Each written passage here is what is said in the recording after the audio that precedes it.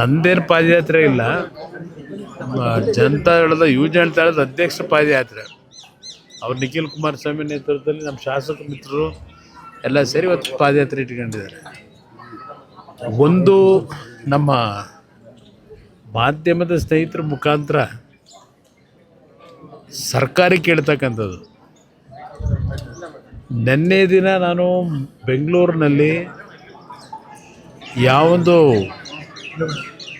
ನೈಸ್ನ ಪ್ರಾಜೆಕ್ಟ್ನ ಹೆಸರಿನಲ್ಲಿ ಬೆಂಗಳೂರು ಮೈಸೂರಿನ ಇನ್ಫ್ರಾಸ್ಟ್ರಕ್ಚರ್ ಕಾರಿಡಾರ್ನ ಹೆಸರಿನಲ್ಲಿ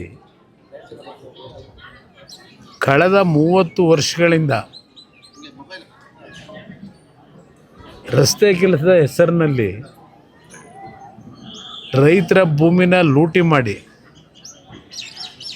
ಹಲವಾರು ಅಮಾಯಕ ಕುಟುಂಬಗಳ ಮನೆಗಳನ್ನು ಬುಲ್ಡೋಸ್ ಮಾಡಿ ಬೀದಿಗೆ ತಂದಿಟ್ಟಿರ್ತಕ್ಕಂಥ ನೈಸ್ ಪ್ರಾಜೆಕ್ಟ್ನ ಸೂತ್ರಧಾರ ಪಾಪ ಹೇಳ್ತಾರೆ ದೇವೇಗೌಡರು ಕೂಸು ಅಂತೇಳಿ. ತಾಯಿ ಚಾಮುಂಡೇಶ್ವರಿಯ ಸನ್ನಿಧಾನದಲ್ಲಿ ನಿಂತು ಹೇಳ್ತಾ ಇದ್ದೀನಿ ಆ ಮಹಾನುಭಾವರುಗಳಿಗೆ, ದೇವೇಗೌಡರು ಆ ಒಂದು ಬೆಂಗಳೂರು ಮೈಸೂರಿನ ರಸ್ತೆ ಕೆಲಸ ಆಗಬೇಕು ಅಂತ ಹೇಳಿದ್ದು ರೈತರನ್ನ ಒಗ್ಗಲೆಬ್ಬಿಸಿ ಲೂಟಿ ಮಾಡ್ತಕ್ಕಂಥ ದಗಾಕೋರ್ ಕೆಲಸ ಮಾಡಿ ಅಂತ ಹೇಳಿದ್ರಾ? ಇದ್ರ ಬಗ್ಗೆ ಚರ್ಚೆ ಮಾಡೋರಿಗೆ ದೇವೇಗೌಡರು ಕೂಸು ಅಂತ ಇರ್ತಕ್ಕಂಥ ಮಹಾನುಭಾವರುಗಳಿಗೆ ಹೇಳ್ತೀನಿ, ಹೆಸರು ಹೇಳಲ್ಲ. ಅವರಿಗೆ ದೇವೇಗೌಡರ ಬಗ್ಗೆ ಚರ್ಚೆ ಮಾಡ್ತಕ್ಕಂಥ ಒಂಗುಷ್ಟು ನೈತಿಕತೆಯೂ ಉಳಿದುಕೊಳ್ತಾ ಇರ್ತಕ್ಕಂಥವ್ರು ಅವರೆಲ್ಲ.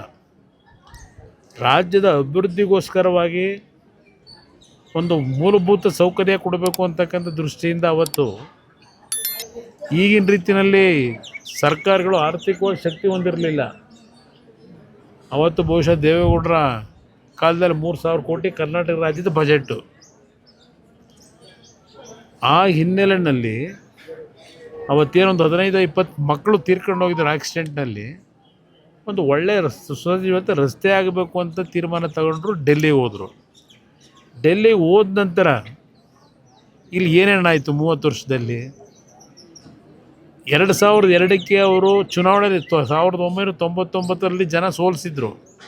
2002ರಲ್ಲಿ ಮತ್ತೆ ಕನಕಪುರದಲ್ಲಿ ಲೋಕಸಭೆ ಉಪಚುನಾವಣೆಯಲ್ಲಿ ಗೆದ್ದರು. ಆಗ ರೈತರು ಬಂದು ಅವ್ರ ಮುಂದೆ ಆ ಯೋಜನೆ ಹೆಸರಿನಲ್ಲಿ ಏನೇನು ಅಕ್ರಮಗಳಾಗ್ತಾಯಿದೆ, ರೈತರ ಭೂಮಿನ ಕಾನೂನು ಬಾಹಿರವಾಗಿ ಲಪಟಾಯಿಸ್ತಕ್ಕಂಥ ಲೂಟಿ ಮಾಡ್ತಕ್ಕಂಥ ಕೆಲಸಕ್ಕೇನು ಅವತ್ತಿನ ಸರ್ಕಾರಗಳು ಚಾಲನೆ ಕೊಟ್ಟಿದ್ದರು.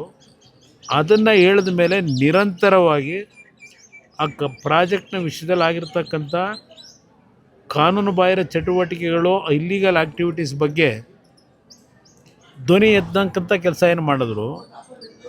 ಅವತ್ತಿನಿಂದ ಅವ್ರದ್ದು ನಿರಂತರ ಒಂದೇ ಸ್ಟ್ಯಾಂಡಲ್ಲೇ ಇದ್ದಾರೆ. ನಾನು ನೆನ್ನೆ ಹೇಳಿರ್ತಕ್ಕಂಥದ್ದು, ಯಾವ ಒಂದು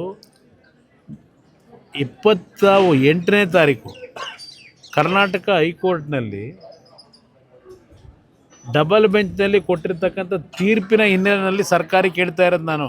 ಕರ್ನಾಟಕ ನ್ಯೂಸ್ ಬೀಟ್ ಫಾಲೋ ಮಾಡಿ, ಸಬ್ಸ್ಕ್ರೈಬ್ ಮಾಡಿ.